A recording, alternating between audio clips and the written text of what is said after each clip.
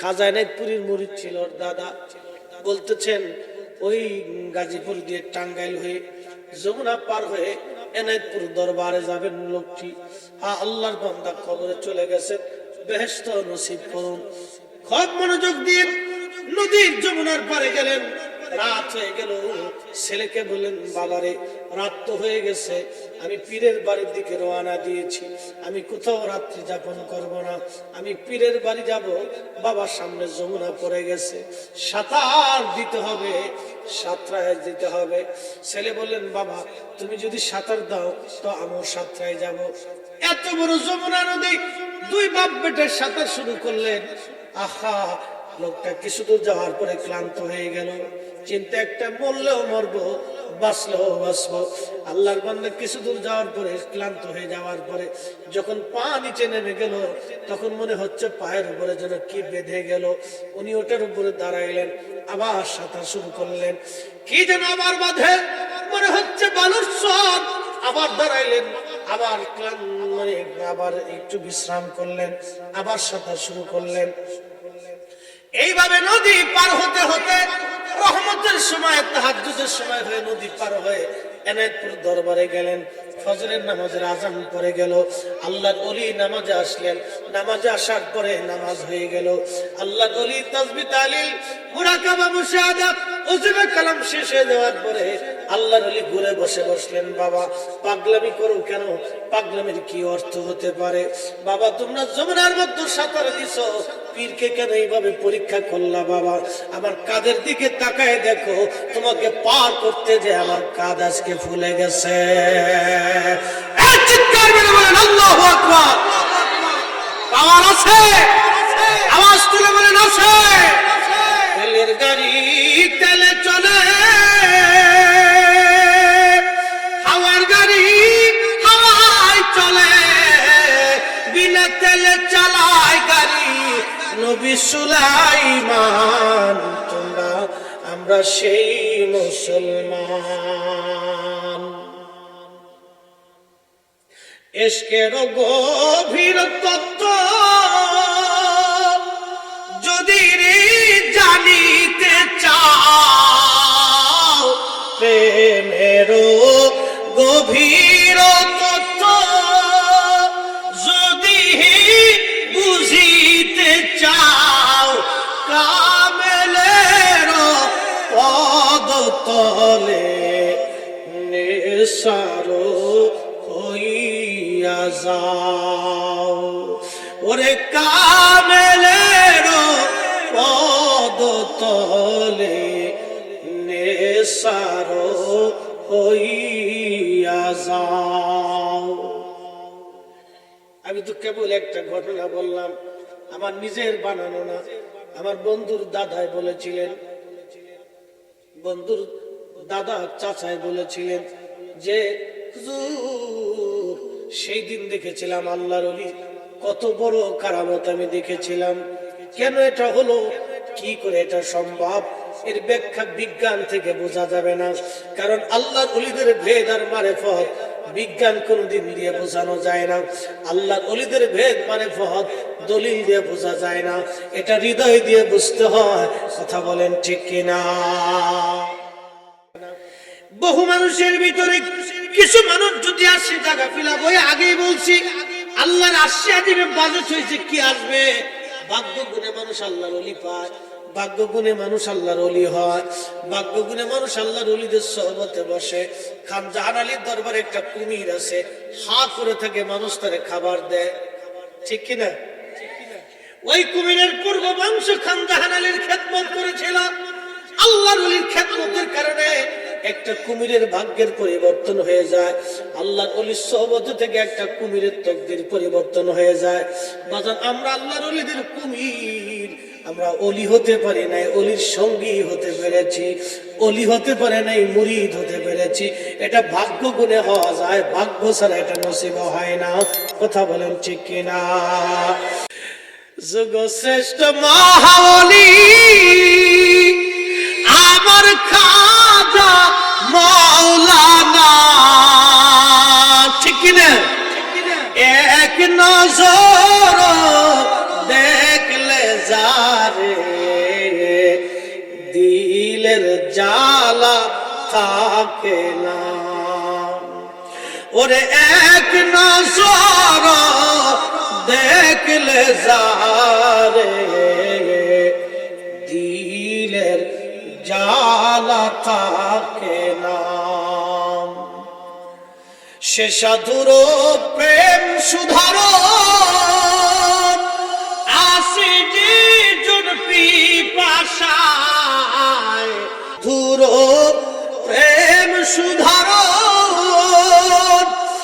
আসে যে জন পিপাসায় ফয়জ বিজলিতে তারো ইলমে লাদুন্নি শিক্ষা ঠিক কিনা খাজা নেতপুরীর দরবারে এক মুরিদ আসতেছে উরুস ওলিদের খেলাটি আলাদা অলির মজলিস অলির কথা না বললে হক আদায় হবে না মজলিস অলিদের মাদ্রাসা অলিদের আর হাবা বলা যাবে না তো মুরিদ উরুস শরীফ তো ব্যাগ ট্যাগ গুছাইতেছে তো ছোট্ট মেয়েটা ওই ক্ষেত থেকে ভাইতে শাক নিয়ে এসছে ভাইতে শাক ছিলেন আমাদের দেশে কি বলে ভাইতে শাক না আমাদের ফরিদপুর ভাইতে শাক গমের ভিতরে বেশি এই গমের ভিতরে পায়রার ভিতরে ভাইতে শাক নাম ভাতিয়ার কিন্তু আঞ্চলিক ভাষাকে ভাইতে শাক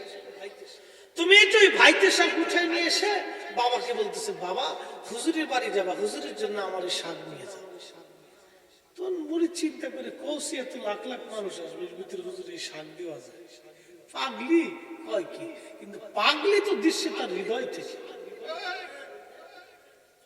শাক ভাতিয়া হতে পারে আমার হৃদয়ের অনেক দাম ভালোবাসার অনেক এটা অনেক দাম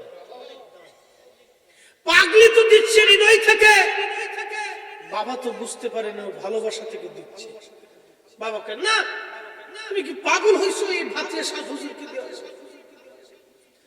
মেয়েটি পাগলি ছোট্ট মেয়ের কলিজার ভিতরে আল্লাহর ওলির প্রেম ঢুকে গেল ওই বাচ্চা হুজুরের জন্য ভাতিয়া শাক নিয়ে আসছে গমের ক্ষেত থেকে উদ্দেশ্য হুজুর কেবলাকে দিবে ছোট্ট বাচ্চার হৃদয়ে ভালোবাসার জন্ম হয়ে গেল আহা বাবা মনে করতেছে ছোট্ট বাচ্চার ভালোবাসাটাকে বাবা তুচ্ছ মনে করলো বাবার কাছে তুচ্ছ হতে পারে কিন্তু আল্লাহর ওলির দরবারে এটা তুচ্ছ হয় নাই আল্লাহর ওলির দরবারে ভালোবাসা মহান হয়ে গেছে ওই মেয়েটা বাবার ব্যাগের কোনার পকেটের ভিতরে ভাতিয়া শাক ঢুকাই দিছে বাবা নিবে না কিন্তু ঢুকাই দিছে মুরিদ আসছে খাজা নেতপুরীর রুহানি সন্তান আসছে হুজুর কেবলার দরবারে আসে কিছু টাকা তখন তো আর এই কাগজের টাকা ছিল না তখন বেশি এই আপনার কি বলে পয়সা করি ছিল এত মানুষের কোটি কোটি টাকা ছিল না কিছু পয়সা করে টাকা এনে হুজুর কেবলার সামনে এনে বললেন বাবা কিছু নজরানা আনছি আল্লাহর ওলি নজরানা ধরে না বলে না বাবা আমার নজরানা তুমি দেও নাই আল্লাহু আকবার কি বলা যাবে ভাই বাজান রে আল্লাহর ওলিদের খেলা আল্লাহর ওলিরা কোটি কোটি টাকা চায় না আল্লাহর ওলিরা ভালোবাসা চায় এই কথা বলেন ঠিক কিনা আল্লাহ বলেন কুল হুজুর আপনি বলে দেন ইন কুনতুম তুহিব্বুনাল্লাহ কেউ যদি আমি আল্লাহকে ভালোবাসতে চায় ফাত্তাবিউনি সেজন্য আপনি নবীকে ভালোবাসে ভালোবাসার দাম কত আল্লাহ বলে হাবিব উম্মতকে বলে আমি আল্লাহকে কেউ যদি ভালোবাসতে চায় আপনি নবীকে আগে বাসতে হবে আপনি নবীকে যে ভালোবাসবে আমি আল্লাহর ভালোবাসা তার হয়ে যাবে ইউহিব্বুকুমুল্লাহ আমি আল্লাহ তাকে ভালোবাসবো ইয়াগফিরুল্লাহু আমি আল্লাহ তাকে ভালোবাসবো শুধু ভালোই বাসবো না আমি আল্লাহ তার জীবনের গুনাহগুলি maaf করে দেব ভাতিয়া শাক ব্যাগের ভিতরে বাবা জানে না যে আমার পাগলি ভাতিয়া শাক ব্যাগের ভিতরে ঢুকাই দিয়েছে পাগলি বাবা তো জানে না বাবা ব্যাগ নিয়ে আসছে কিন্তু আল্লাহর ওলির রাডারে ধরা পড়ছে আমার আসল নজরানা ব্যাগের পকেটে আছে এই চিৎকার মেরে বলেন আল্লাহু আকবার। পাওয়ার আছে। যে যাহারে ভালোবাসে সে তো কবু ভুলে না, যে যাহারে ভালোবাসে সে তো কবু ভুলে না। দয়াল তোমায় ভালোবাসে, খাজা তোমায় ভালোবাসে, তুমি তারে ভুইলো না। যে যাহারে ভালোবাসে সে তো কবু ভুলে না। মুরিদ জানে না ছোট্ট মেয়েটি ব্যাগের ভিতরে করে ভাতিয়া শাক দিয়ে দিচ্ছে, কিন্তু অলির রাডারে ধরা পড়ছে।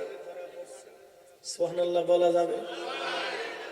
বর্তমানে ব্যাগ চেক করার জন্য বিমান বন্দরে মেশিন আছে না নাই? ব্যাগের ভিতরে কি আছে মেশিনে ধরা পড়ে, ছবি ভাসে। একটা ব্যাগের ভিতরে কত, এই কাপড়ের ভিতরে কত, ভাজের ভিতরে কি আছে এটাও মেশিনে ধরা পড়ে যায়। বাজান দুনিয়ার মেশিন দিয়ে যদি ব্যাগের ভিতরে কি আছে ধরা পড়ে যায়, ওই আপনারা মনে রাখবেন জাহাজ সমুদ্রে চলে, কত ফিট নিচে পানি আছে, কত ফিট পর্যন্ত পানি, ওই মেশিনের রাডারে ধরা পড়ে। আরে মেশিনের রাডারে যদি পানির সমুদ্রের নিচের গভীরতা মাপা যায়, বাজান রে আল্লাহর ওলিদেরকে আল্লাহ একটা কাল দিয়ে রাখেন।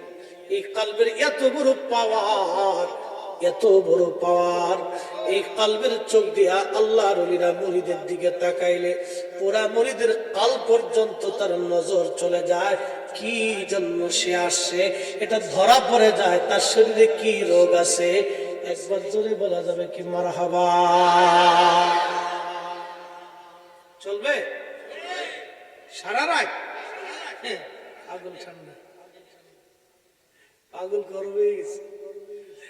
হ্যাঁ, আশিক হইলে বেশি লাগে না, প্রেমিক বেশি লাগে না, প্রেমিক বেশি লাগে না। প্রেমিকের মতো প্রেমিক হলেই চলে, বেশি লাগে না। বেশির দরকার নাই, খুব মনোযোগ দিয়েন। আল্লাহর ওলির রাডারে ধরা পড়ছে। আমার আসল নজরানা ব্যাগের মধ্যে রেখে আমার জন্য টাকা নিয়ে আসছে। বলতেছে বাবা তোমার এই টাকার নজরানা আমি নেব না। হুজুর মরিদ তো কেঁদে ফেলছে, জাকের তো কেঁদে ফেলছে। হুজুর বলেন কি? আমি আপনার জন্য অনেক টাকা কষ্ট করে এই পয়সাগুলি রুজি করে নজরানা স্বরূপ আমি রেখে দিয়ে আপনার জন্য আনছি। হুজুর আপনি আমার নজরানাকে কবুল করে নেন। আল্লাহর ওলি খাজানাতপুরি বললেন বাবা আমার ভাতিয়ার শাক কই? মুরিদ কেঁদে ফেলে দিয়ে বলতেছে হুজুর আমার ছোট্ট মেয়েটি পাগলিটা ভাতিয়া শাক এনেছিল, আমি তারে ধমক দিয়েছিলাম। হুজুর আমি ভাতিয়া শাক আপনি পছন্দ করেন, আমার মেয়ের ভালোবাসা আপনার হৃদয়ে আছে, আপনার রাডারে ধরা পড়েছে। হুজুর আমি জানতাম না, আমার ভুল হয়ে গেছে। বাবারে তুমি ভুলে যেতে পারো, কিন্তু আমার পাগলিটা তোমার ব্যাগের পকেটের ভিতরে আমার জন্য ভাতিয়া শাক আনছে। বাবা তোমার পয়সার আমার দরকার নাই, আমি টাকার পাগল না বাবা, আমার পাগলির ভাতিয়া শাক আমার দাও, ওটাই হলো আমার আসল নজরানা। আল্লাহু আকবার। পাওয়ার আছে না নাই?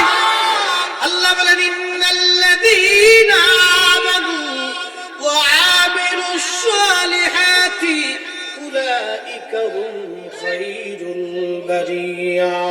তারা জগতের মধ্যে সেরা, তারাই শ্রেষ্ঠ, তারাই শ্রেষ্ঠ, তারাই সেরা, তারাই শ্রেষ্ঠ। জগতের মধ্যে তারাই সেরা, তারাই শ্রেষ্ঠ। আল্লামা খাজানাতপুরীর জীবন থেকে একটা ঘটনা আপনাদেরকে শোনাইলাম। একজন পাগল আশিকের নজরানা ভালোবাসা, ভালোবাসা, ভালোবাসা, মুরিদ মুরিদের ভালোবাসা পীরের দরবারে সবচেয়ে দামি নজরানা। এই জন্য আল্লাহ বলেন হুজুর কেউ যদি আমি আল্লাহকে ভালোবাসার নজরানা দিতে চায়, নবী আপনি বলে দেন আপনাকে আগে ভালোবাসা লাগবে। আপনি নবীকে ভালোবাসলে আমি আল্লাহর ভালোবাসার নজরানা হয়ে যাবে। এই জন্য প্রেমের অনেক বড় দাম, ভালোবাসার অনেক বড় দাম। ও মুসলমান, মুরিদ দৌড়ে যায় ব্যাগের ভিতর থেকে যায়, দেখলেন হুজুর যেভাবে বলছে সেইভাবে ব্যাগের ভিতরে পাগলিটা ভাতিয়া শাক দিয়ে দিচ্ছে। ভাতিয়া শাক এনে হুজুর কেবলার কদমে রাখলেন। হুজুর বললেন, বাবা আমার পাগলিটা, তোমার ছোট্ট মেয়েটি আমাকে অনেক ভালোবেসে এই গম খাত থেকে আমার জন্য ভাতিয়া শাক উঠিয়ে আনছিল। বাবা তুমি এই ছোট্ট ভালোবাসাটাকে অনেক বড় তুচ্ছ মনে করেছিল। বাবা এই বিরাট বড় ভালোবাসাটাকে তুমি তুচ্ছ মনে করেছো। ছোট্ট মানুষের ভালোবাসা তোমার কাছে পছন্দ হয়নি, কিন্তু না বাবা, আমি তোমার টাকার মুখাপেক্ষী না, আমি ভালোবাসার মুখাপেক্ষী। আমার ওই ছোট্ট পাগলিটা আমার জন্য ভাতিয়া শাক পাঠাইছে। বাবা তুমি ধমক দেওয়ার পরও আমার ওই ছোট্ট পাগলিটা তোমার ব্যাগের ভিতরে করে আমার জন্য ভাতিয়া শাক পাঠাই দিয়েছে। বাবা তুমি যদি নাও জানো, আমার আল্লাহ আমার হৃদয়ের কাল দিয়ে রাডারে ধরা পড়েছে। একবার জোরে বলা যাবে কি মারহাবা। যুগ শ্রেষ্ঠ মহাবলী আমার খাজা মাওলানা, ঠিক কিনা?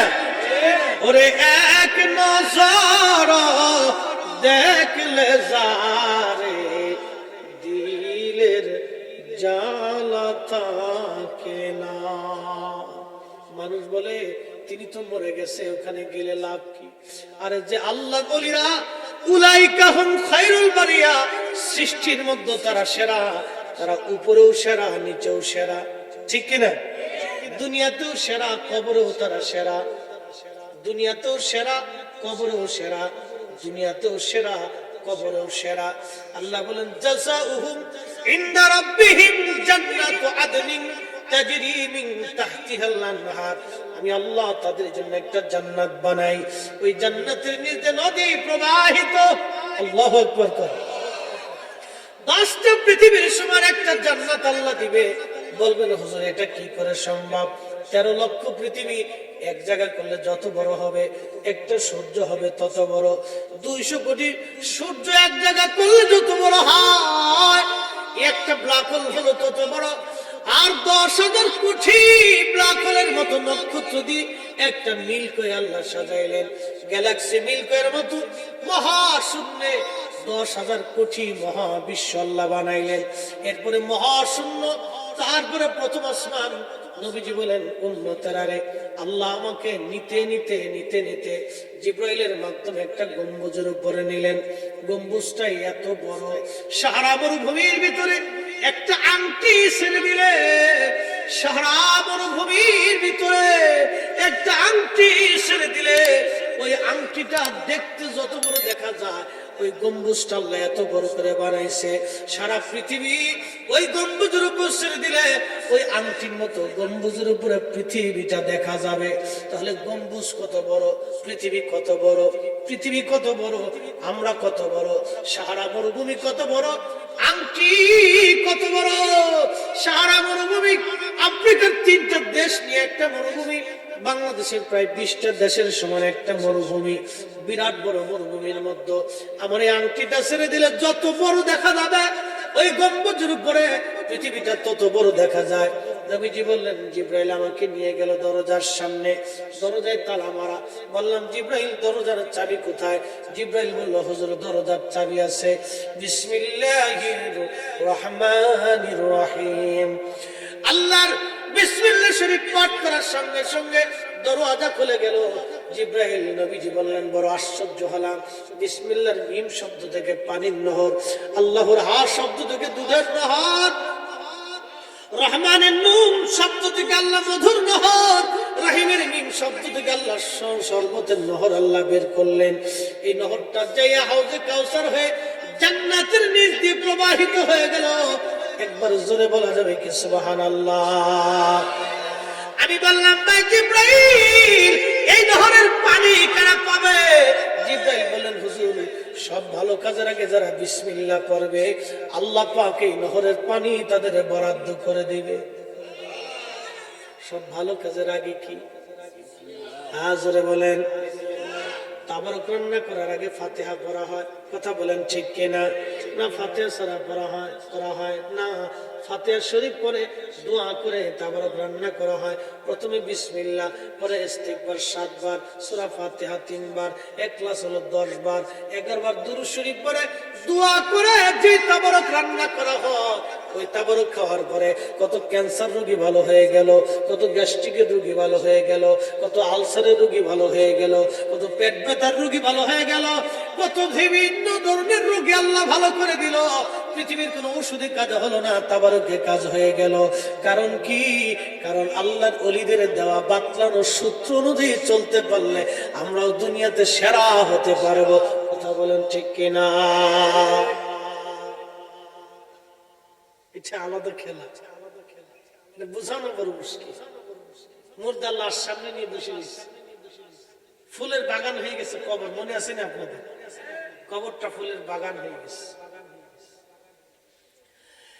কবর ফুলের বাগান, কবর ফুলের বাগান শুকরানে শেষে 30-40 কিলোমিটার ব্যাপী ছড়িয়ে গেল। বুঝতেছেন তো জান্নাতের ঘ্রাণ? হিন্দু মুসলমান সব আসছে, হাজার হাজার মানুষ দেখার জন্য। ব্যাপার কি? কবরের ভিতর থেকে জান্নাতের ঘ্রাণ আসে। কি হলো রে, কি হলো রে, ব্যাপার কি? কি হয়েছে দেখে আসি। হাজার হাজার মানুষ কবরের পাশে এসে দেখলো কবরের ভিতর থেকে ফুলের বাগান দেখা যায়, আর কবরের ভিতর থেকে জান্নাতের ঘ্রাণ আসতেছে। হায় হায় হায়, জীবনে যা কোনোদিন দেখলো না তাই দেখা। মানুষজন পাগল পারা হয়ে গেল। ব্যাপার কি? কবরের ভিতর থেকে কেন জান্নাতের ঘ্রাণ আসে? উলামায়ে কেরাম আসেন দেখার জন্য। এসে দেখতে যায় এই কথা তো সত্য, কবরের ভিতর থেকে জান্নাতের ঘ্রাণ। আল্লাহ বলেন ফি রাউজাতিল জান্নাহ, আমি আল্লাহ তাদের কবরটাকে জান্নাতের রওজা বানায় দিব। নবী বলছেন ইন্নামাল কবরু রাউজাতুন মিন রিয়াজিল জান্নাহ। কোন কোন আমার বান্দা আমার উম্মতের কবর আছে যেগুলি কবরকে আমার আল্লাহ রওজা বানায় দেয়, রওজা বানায় দেয়। এজন্য আল্লাহর ওলিদের কবরের উপরে লেখা থাকে রওজা, লেখা থাকে মাজার। কথা বলেন ঠিক কিনা?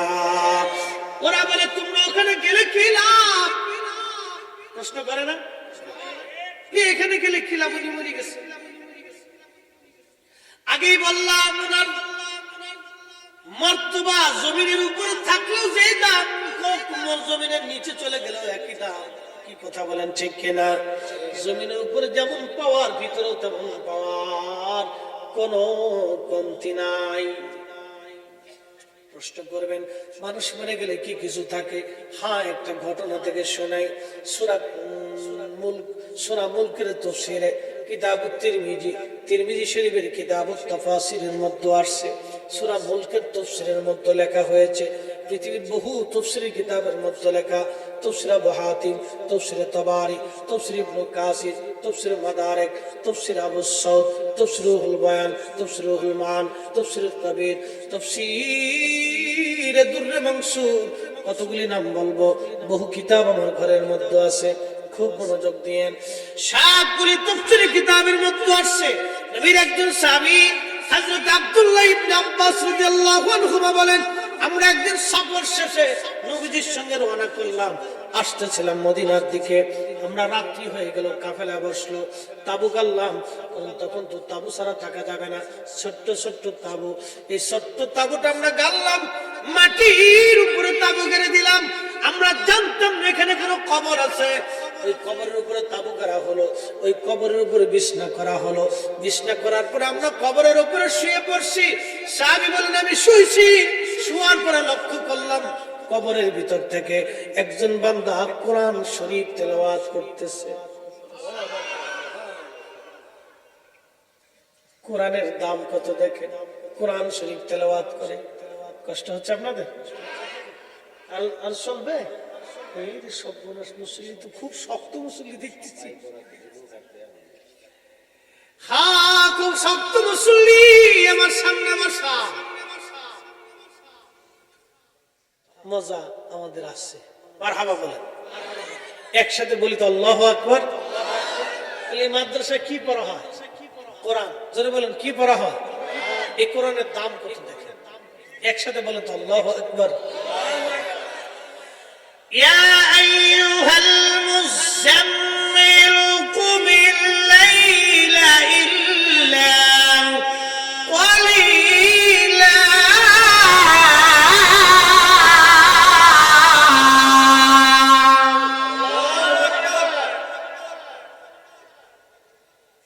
নবীজি কম্বল মুড়াতে ঘুমাইতেন। আল্লাহ ডাক দিতেন, হুজুর আপনি ওঠেন। কম্বল মুড়াতে ঘুমাইছে। নবীজির একটা কম্বল ছিল, কম্বল কালো একটা কম্বল ছিল, গায়ে দিতেন। কোনদিন বিছানা, কোনদিন গায়ে একসাথে হতো। আহা, রাহমাতুল্লিল আলামিনের কি বিছানা চিন্তা করেন। একটা কম্বলে বিছানা, গায়ে বিছানায় দিয়ে শুতেন, বিছানাও দিতেন, গার উপরও দিতেন। আল্লাহর নবীজি কম্বল মুড়ে দিয়ে ঘুমানো। আল্লাহ ডাক দিচ্ছে, ইয়া আইয়ুহাল মুযাম্মিল, ও কম্বলওয়ালা নবী উঠেন, আর আপনি ঘুমাইবেন না। কুমিল লাইলা ইল্লা ক্বালিলা, রাতের কিছু অংশ জাগরিত হন। ওয়ারাত্তিলিল কুরআনা তারতিলা, আর আপনি তারতিবের সাথে কোরআন শরীফ তেলাওয়াত করেন। কোরআনের কত দাম ভালো করে দেখেন। হ্যাঁ, রামপুরের মুসলমানেরা, রে রামপুরের বাবাজিরা, টাঙ্গাইল কালীহাতির মুসলমানেরা, রামপুরের বহু মানুষ, রামপুরে বহু মানুষ। এই বহু মানুষের ভিতর থেকে যদি কিছু মানুষ আসে, তারপর ডাবল 3 ডাবল জায়গার দরকার। আগেই বলছি, যার নাম নসিব আল্লাহ লেখছে সে শুধু আসবে, সে শুধু বসবে। নসিব ছাড়া বসার আর কোন সুযোগ নাই। কথা বলেন ঠিক কিনা? সাহাবী কোরআন শুনতেছিলেন, কোরআন তেলাওয়াত করে। আর এক সাহাবী কবরের ভিতরে, এক সাহাবী কবরের উপরে, আর এক সাহাবী কবরের ভিতরে কোরআন পড়তেছে। সারা রাত কোরআন শুনলেন, সারা রাত কোরআন শুনলেন। ফজরের নামাজের আজান পড়ল, আসসালাতু খায়রুম মিনান নাওম। নবীজি নামাজে দাঁড়ায় গেলেন, সাহাবী নামাজে চলে গেলেন। নামাজ শেষ হয়ে গেল, তাসবিহ তাহলিল করার জন্য নবী ঘুরে বসতেন। আল্লাহর নবী ঘুরে বসলেন। সাহাবী বলেন, ইয়া নবী আল্লাহ, গত রাতে একটা ঘটনা আপনাকে শোনাই, বলো কি ঘটছে? হুজুর, আমি জানতাম না ওখানে কোনো কবর আছে। আমি কবর না জেনেই আমি সাধারণ জায়গা পেয়ে বুঝতে পারতেছেন কবরটা পুরাতন হয়ে গেছে, কবরের চিহ্ন নাই। বলতে, হুজুর আমি জানতাম না কবর আছে, কবরের চিহ্ন বোঝা যায় না। আমি এখানে তাবু করে ফেললাম। তাবু করার পরে আমি বিছানা করলাম, শুয়ে পড়লাম। যখন বালিশে কান লাগাইছি, লক্ষ্য করলাম কবরের ভিতর থেকে একজন আল্লাহর বান্দা কোরআন পড়তেছে। এই কোরআনের দাম কত রে? এই ছেলেগুলি মাদ্রাসার বাচ্চারা কোরআন শরীফ পড়ে। আপনি যখন ঘুমান তখন ওরা কোরআন পড়ে। রাত 3টে 4টের সময় ওরা ফজরের আজান দেওয়ার আগে উঠে, এরপরে কোরআন হাতে নেয়। সকাল 9টা পর্যন্ত কোরআন শরীফ পড়তে থাকে ওরা। এরপরে কিছু খাওয়া দাওয়া বিশ্রামের পরে ঘুমাইতে যায়। 12টার সময় উঠে গোসলাদি করে আবার কোরআন হাতে নেয়। একবারে আসর পর্যন্ত কোরআন পড়তে থাকে ওরা। যেই সময় আপনি ফেসবুকে সময় দেন, ফুটবল খেলায় সময় দেন, এই বাচ্চারা তখন কোরআন শরীফের সময় দেয়। খুব মনোযোগ দিয়ে। এরপরে আসর থেকে মাগরিব একটু সময় ওরা পায়, এই সময় ওরা খেলাধুলা করে। মাগরিব থেকে আবার শুরু করে ঘুমোতে যাওয়ার আগ পর্যন্ত ওরা কোরআন হাতে নিয়ে কোরআন পড়তে থাকে। বাজানো কোরআনের কত দাম দেখেন। আল্লাহর নবী বলতেছিলেন, সাহাবী তুমি ভুল শোনো নাই, হিয়াল মানিয়া হিয়াল মুনজিবা তুনজিহি মিন আযাবিল কবর। সাহাবী রে সাহাবী, এই সূরা, এই বলতেছেন হুজুর আমি সূরা মুলক তেলাওয়াত শুনেছি, হাত্তা খাতামাহা, একবারে শেষ পর্যন্ত সে পড়ে ফেললো। হুজুর আমি সূরা মুলক তেলাওয়াত শুনলাম। আল্লাহর নবী ডাক দেখবে, সাহাবী তুমি ভুল শুনো নাই, এই সূরা হলো আযাব প্রতিরোধক। যেই ব্যক্তি এশার নামাজের পরে রাত্রিবেলা এই সূরা পড়ে ঘুমাবে, আল্লাহ রাব্বুল আলামিন তাকে কবরের আযাব থেকে আল্লাহ বাঁচিয়ে দেবে। সুবহানাল্লাহ। এই কোরআনের দাম কত? এই কোরআন কিয়ামতের ময়দানে আল্লাহর সামনে দাঁড়াবে, বান্দার পাশে দাঁড়াবে, একবার ডানে যাবে আবার বামে যাবে। আল্লাহ বলবেন, এই কোরআন তুমি এরকম করো কেন? বলে, আল্লাহ তোমার বান্দার আমার তেলাওয়াত করেছিল, আল্লাহ আমার যত্ন নিয়েছিল, আমার মাদ্রাসা ওরা বানাইছিল, মাদ্রাসার ছেলেদেরকে খাবার দিয়েছিল, মাদ্রাসায় টাকা দিয়েছিল, মাদ্রাসায় রিজিক দিয়েছিল, মাদ্রাসার বাচ্চাদেরকে আদর করেছিল। আমাকে যারা তেলাওয়াত করছে আল্লাহ ওদেরকে বিরাট বড় সম্মান দিয়েছিল। আল্লাহ আজকে ওদেরকে জান্নাতে না নেওয়া পর্যন্ত আমি কোরআন তোমার সামনে থেকে যাব না। আল্লাহ বলবেন, ও কোরআন তুমি কি যাব না? কোরআন বলে, না আল্লাহ যাব না। আল্লাহ পাক বলবেন, ঠিক আছে যাও, আমি তুমি কোরআনের কারণে আমি আমার বান্দার জীবনের গুনাহ মাফ করে দিয়ে জান্নাতি বানাইলাম। তাহলে এই মাদ্রাসায় দিলে কি লস? হ্যাঁ, অনেক লস নাকি বলে? এখানে দিলে উম্মতে মারহুমা তৈরি হবে, এখানে দিলে উম্মতে মারহুমা তৈরি হবে, মারহুমা যারা সবসময় আপনার জন্য হাত পেতে দোয়া করে। বহু মাদ্রাসার ছেলেরা দোয়া মানেও না, দোয়া করেও না, কিন্তু এখান থেকে যেটা বের হবে এটা দোয়া মানবে, দোয়া করবে। এটা দোয়া করা এবং মানার জন্যই তৈরি করা হবে। কথা বলেন ঠিক কিনা? আপনার সম্পদ ব্যয় করলে এখানে করে, যেখানে করলে ফুলের বাগান তৈরি হবে।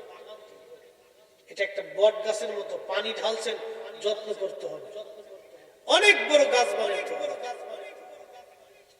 পানি ঢালবেন, যত্ন করতে হবে, গাছের গোড়ায় যত্ন নিতে হবে। সেই জন্য আপনার রিজিক ও সম্পদ থেকে মাদ্রাসার জন্য বরাদ্দ করতে হবে। একটা বাচ্চা তৈরি করার জন্য আপনাকে বরাদ্দ করা লাগবে। যদি তৈরি হতে পারে, বাপ আমাদের জীবন বড় ধন্য, কারণ আমরা কবরে চলে যাব, ওরা আমাদের জন্য দোয়া করতে থাকবে। সাহাবী কোরআন শুনলেন কবরের উপর থেকে, আরেক সাহাবী কোরআন পড়লেন কবরের ভিতর থেকে। তাহলে আপনারা কি বুঝলেন? যারা আল্লাহ বলি তারা উপরেও সেরা, ভিতরেও সেরা। হ্যাঁ, কথা ঠিক কিনা? উপরেও সেরা, ভিতরেও, উপরেও যেরকম ভিতরেও। আল্লাহ বললেন, হাবিব আপনি বলে দেন পার্থক্য ওহী আসতো আর ওদের কাছে আসবে না। এই কোরআনের ওজন এত বিরাট, পৃথিবীর সব পাহাড়ের উপরে যদি কোরআন রাখা হয়, এই কোরআনের ওজনে আল্লাহর ভয়ে পাহাড় গুলো মাটির সাথে মিশে যাবে। সেই কোরআন আমার আল্লাহ নবীর কালব মুবারকের মধ্যে আমার আল্লাহ জমা করেছেন। প্রিয় নবীজি যখন মেরাজে যাবেন, রাত্রি বেলা মেরাজে যাবেন নবীজি, উম্মে হানির ঘর মতান্তরে হাতিমে কাবা, একই কথা। হাতিমে কাবার সাথে উম্মে হানির ঘর ছিল। হযরত উম্মে হানির ঘরের ভিতর থেকে নবীজিকে জিবরাইল বের করে নিয়ে আসলেন। আসার পরে পাশেই সিনাসাক করানোর জন্য, সিনাসাক বুঝেন ইংরেজিতে বলে ওপেন হার্ট সার্জারি। সিনাসাক মানে ওপেন হার্ট সার্জারি। ইমাম সুয়ুতি রাহমাতুল্লাহি আলাইহি আল কিসসাতুল বিসরার মধ্যে তিনি কিতাবের মধ্যে লেখেন, আল্লাহর নবীজির এই গলার এখানে একটা নরম অংশ আছে, গলার এখানে একটা নরম অংশ আছে। এই নরম জায়গা থেকে জিবরাইল ফাড়তে লাগলেন, ফেরে ফেরে ফেরে ফেরে নাভি পর্যন্ত ফেরে ফেললেন। ওপেন হার্ট সার্জারি চলে। পৃথিবীর কোনো ডাক্তার না, পৃথিবীর কোনো কবিরাজ না, পৃথিবীর কোনো ওই যে কি বলে অপারেশন থিয়েটার না। উম্মে হানির ঘর থেকে বের করে প্রিয় নবীজিকে শোয়া জিবরাইল আলাইহিস সালাম ওপেন হার্ট সার্জারি করার জন্য এই বক্ষর এই নরম অংশ থেকে পুরা বুক ফেরে, মাঝখান থেকে ফেরে আলাদা করে কলব মুবারককে বের করে নিয়ে জিবরাইল আলাইহিস সালাতু ওয়াস সালাম জমজমের পানি দিয়ে এটা ধুতে লাগলেন।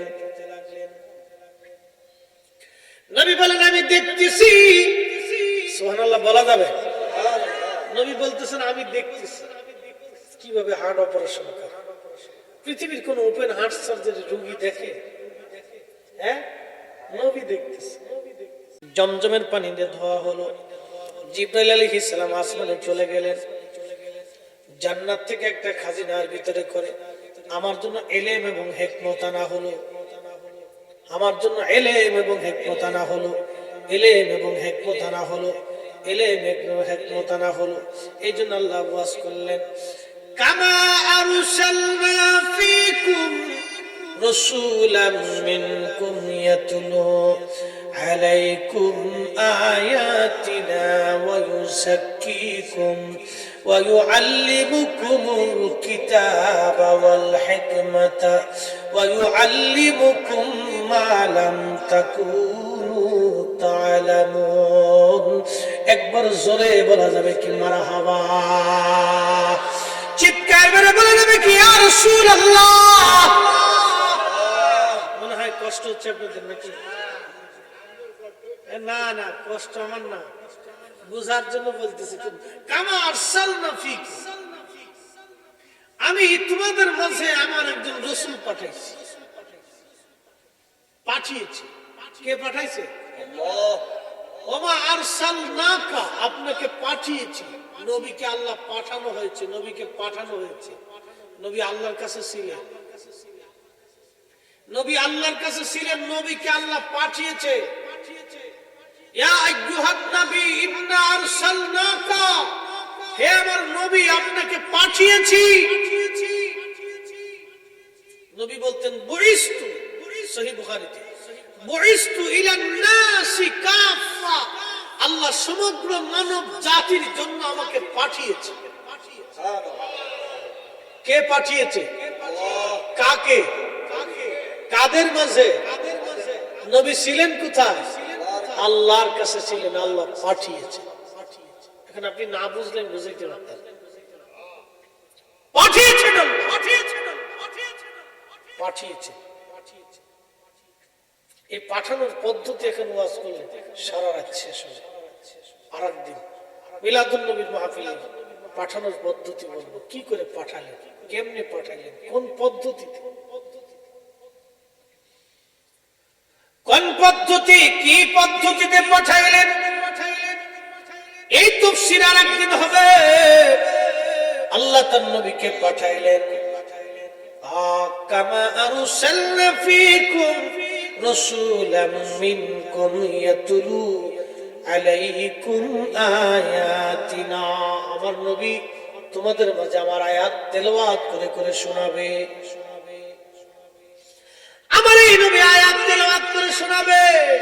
নবী যদি পড়তেই না পারতেন তাহলে শোনাবেন কেমনে? সুবহানাল্লাহ বলা যাবে না? কত নবী পড়তে পারতেন না, লিখতে পারতেন না, গণনা করতে পারতেন না। কি সুন্দর ওয়াজ করে বুঝাই দিছে, লক্ষ লক্ষ বলদ এটা বুঝে গেছে। হ্যাঁ, আর উম্মির দলিল দেয়।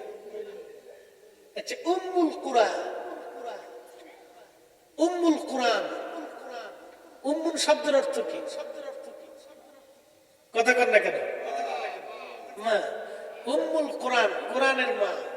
উম্মুল কুরআন মানে মূল, মূল শিকড়। নবীকে উম্মি বলা হইতো কারণ মক্কাতুল মুকাররমা হলো পৃথিবীর সর্বপ্রথম সৃষ্টি এবং সর্বপ্রথম জায়গা। এটা পৃথিবীর নাভি, এটা সর্বপ্রথম তৈরি হয়েছে। এই জন্য এই যে উম্মি উম্মি বলা হতো নবীকে, উম্মি, নবিয়্যুল উম্মি। উম্মি মূর্খতার জন্য না, ইলিটারেটের জন্য নবীকে উম্মি বলা হয়নি। বলদ কত কত দেশে হয়েছে ভাই। আল্লাহ কোরআনে বললেন ইয়াতলু আলাইকুম আয়াতিনা, আমার এই নবী তোমাদেরকে আয়াত তেলাওয়াত করে শোনাবে। ওয়া ইউযাক্কিকুম, আমার এই নবী তোমাদেরকে পবিত্র বানাবে। সুবহানাল্লাহ। কাস্তে কি বানাবে? পাক বানাবে, পাক পাক পাক। তো উম্মতকে যদি নবী পাক বানায় তাহলে নবী কি পাক না না পাক? আমরা যখন বলি নবী পাক তখন ওরা বলে এই দেখো বেদাতি কথা। কি দেখো বেদাতি কথা? আল্লাহ পাক হবে, নবী পাক হবে না। নবী যদি পাক হতো তাহলে ওযু করতে কে, পায়খানা প্রস্রাব হতো কে? দেখেন যুক্তি শয়তানের কত সুন্দর। এ শয়তানের যুক্তি খুব সুন্দর, কিন্তু গলদ আছে। শয়তান যত যুক্তি দিক, আল্লাহর কোরআন থেকে বড় সিদ্ধান্ত শয়তানেরটা আমরা মানবো না। দাড়িওয়ালা, টুপিওয়ালা, জুব্বাওয়ালা শয়তানের দেশ ভরে গেছে বাপ। কথা বলেন ঠিক কিনা বেঠি? বহু শয়তান। আল্লাহ কোরআনে বলেন ওয়ায়ুযাক্কিকুম, পবিত্র বানাবে, আমার এই নবী তোমাদেরকে পবিত্র বানাবে। মনোযোগ দেন তো, এই জমজমের পানি আর মাম পানি এক পানি কেন? দোনোটাই তো পানি, দোনোটাই তো পানি। মনোযোগ দিয়ে, মাম পানি রিফাইন করছে একটা কোম্পানি, এটাকে রিফাইন করলো। এই মাম পানি যদি আপনি বোতলের মধ্যে রাখেন 10 বছর অথবা 5 বছর পরে এই পানির গ্রাম নষ্ট হয়ে যাবে, কালার পরিবর্তন হবে, পোকা হয়ে যাবে। কিন্তু জমজমের পানি রিফাইন করে যিনি পাঠাইলেন তার নাম আল্লাহ। আল্লাহ জমজমের পানি রিফাইন করে পাঠাইলেন। পৃথিবীর একটা কুয়া থেকেই পানি আসে, জমজম কূপ থেকে পানি পাওয়া যায়। আল্লাহ রিফাইন করে পানিটাকে আল্লাহ পাঠাই দিলেন। দেখেন 50,000 বছর যদি পানিটা বোতলের মধ্যে রাখেন, এর স্বাদ, গন্ধ, রং কিছুই পরিবর্তন হবে না, কারণ আল্লাহ নিজে রিফাইন করে পাঠাই দিয়ে বললেন আশ-শিফাউল লিন-নাস। এই পানিটা শুধু পানি না, এটা মানব দেহের জন্য একটা শেফা। এই পানি শুধু নিজে রিফাইন হবে না, আমার বান্দাদেরকেও এই পানি রিফাইন করে দিবে। এই জন্য সব পানি বসে পান করা সুন্নত, আর জমজমের পানি দাঁড়ায় পান করা সুন্নত। সব পানি বসে পান না করলে আপনার কিডনিতে সমস্যা হবে, আর জমজমের পানি দাঁড়ায় পান না করলে আপনার কিডনিতে সমস্যা হবে। বুঝে যেতে হবে, জমজমের পানি রিফাইন করে আল্লাহ পাঠিয়েছে। আমার নবীকে আল্লাহ রিফাইন করে পৃথিবীতে আল্লাহ নিজে পাঠিয়ে বলছেন আমার এই নবী তোমাদেরকে পবিত্র বানাবে। নবী পবিত্র, উম্মতকে পবিত্র বানাইতে যাবে। এজন্য নবীর জীবনে কোনো গুনাহ আছে নাই। আমাদের দেশে একদল আছে না, বুকে হাত বেঁধে নামাজ পড়ে আমিন দিছে, একটা চিৎকার, ভালো চিৎকার দিছে। সৌদি আরব থেকে শিখে টিকে আইসে, বুঝছেন না? সৌদি আরবে চাকরি করতে গেছে, যাওয়ার পরে বাস মোটামুটি খুব ধরে বেঁধে একবারে হাতে ধরে মুরিদ বানাই দিচ্ছে, খুব মুরিদ বানাই দিয়ে বাংলাদেশের মসজিদে খালি গুতলা দিচ্ছে। ওর কাজই খালি মসজিদে এসে ফেতনা বাজাবে। 1450 বছর ধরে আমরা ঠিক নামাজ পড়তেছি, তুই আবার সৌদি ফেরত হয়ে আমার দেশে এসে নামাজ নিয়ে ঝগড়া বাঁধালি, তার মনে বুঝে গেল তুই অরিজিনাল বাটপার। ও তো অরিজিনাল বাটপার। মনোযোগ দিয়ে, এরা কি বলে জানেননি? এরা বলে এদের আকীদা হলো নবী আমাদের মতো মানুষ ছিলেন বিদায় নবীর জীবনে ভুল ছিল। আল্লাহ বলেন ইউযাক্কিকুম, আমার নবী নিজেও পবিত্র, তোমাদেরকে পবিত্র বানানোর জন্য গেছে। আমার নবীর আমি আল্লাহ রিফাইন করে পাঠিয়েছি, তোমাদেরকে রিফাইন করার জন্য নবী গেছে।